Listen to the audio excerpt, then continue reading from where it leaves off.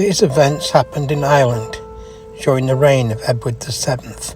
The young scholar had no real job, and he had taken to walking the country lanes from village to village, where he might earn a glass of beer and a simple meal by telling stories to the locals. Ordinarily, the young scholar, being so well educated and well read, had an edge over the locals when it came to the fascinating nature of his stories. But the old men in the village pub had a few good and scary tales of their own to tell, so the young scholar had to work hard to earn his pint of beer and doorstep sandwich. As he walked down the narrow country lanes in the growing dusk, he thought about one of the stories he'd heard in the pub. Several times he thought he heard sounds on the road behind him, and he turned and looked, only to find himself quite alone. He felt foolish and scared.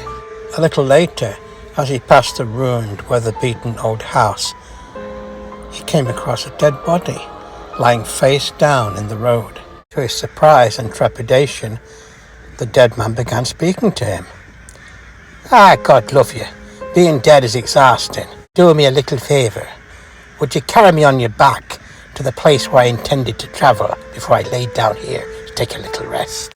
The young scholar really wanted to refuse, but he got it into his head that if he angered the corpse, it would get up and chase him. So he said, sure, I'll be glad to do that for you.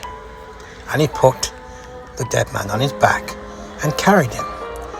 Following his directions, they arrived at a farmhouse where they were greeted by the beautiful young farmer's wife. She was soon joined by her husband, and the couple invited the dead man and the young scholar to stay for the night. Although exceedingly afraid of the dead man, the young scholar was also utterly exhausted. They both laid down and went to sleep. When he awoke early in the morning, the young scholar found that he was alone in the bed.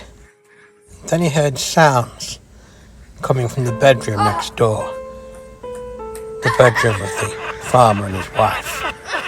The young scholar glanced out of the window and in the distance saw the old farmer walking across one of the fields on his way to work.